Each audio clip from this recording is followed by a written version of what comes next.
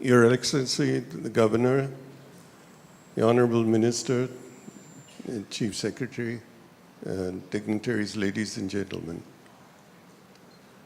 Walking around this T-Hub building this afternoon could not but help me feel that I was looking at a new face of India, one of the new faces of India. The face of entrepreneurship, innovation, and enterprise. Entrepreneurship and the sense of enterprise is not new in India.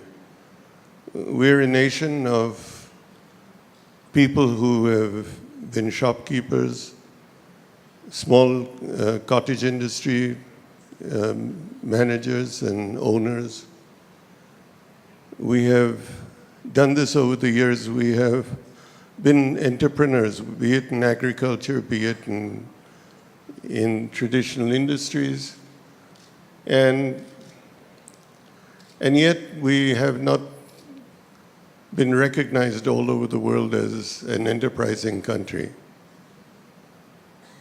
What we have not done is registered ourselves as an entrepreneurial nation in the new technologies of the world. The technologies that don't require billions of dollars to establish, that don't require hundreds of acres to build. Enterprises that are built on innovation that's in your mind,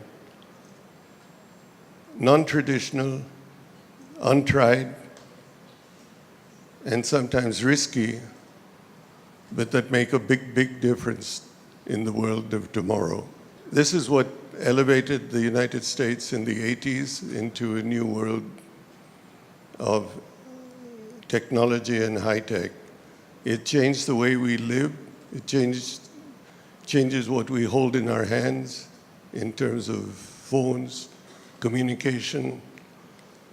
And yet India has only been a part of it through people who left India and gone elsewhere. And why? Because the environment here didn't support them. I grew up in an environment where if you had an idea, your boss or your manager politely told you, and sometimes not so politely, that you need to gain some experience before you open your mouth. You need to roll up your sleeves and spend 5 years on the shop floor. Then you can talk. And that's not what enterprise is today. Enterprise today is an ability of someone who may be in his 20s, who has a good idea, and he needs to find a way to implement them. We now have an environment of venture capital that listens to that person, and we have a facility like this to enable that person to try out his idea, to bring it into reality or fruition in a manner that is interdisciplinary, open, and unifying. So this is, in fact, the first look at the new India of tomorrow. Tomorrow, day after tomorrow, etc. Not only in e-commerce, not only in e-retailing, etc., but in the exciting area of medical remedies, medical treatment, stem cells, life sciences, and this can be the starting point of that new wave. And so it's a great privilege to be here today. This is an area that needs all of our support and needs for us to be proud of what we have, but it needs for us to be keen to not be satisfied with what we have, but to go further and to be leaders in the world, not in the country alone.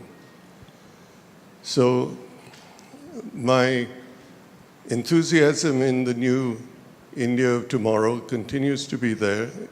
I continue to feel the need to support enterprising young Indian engineers and scientists. And all of us should be very pleased to play this role and need to support this, because all of us should be keen to unleash the Indian tiger. And we haven't done that as yet. So let's all put our hearts and souls behind the fact that this is going to be the new India of tomorrow. And what we're seeing in this building is just the start, just a nucleus of what could be the new big thing in the country. And thank you very much for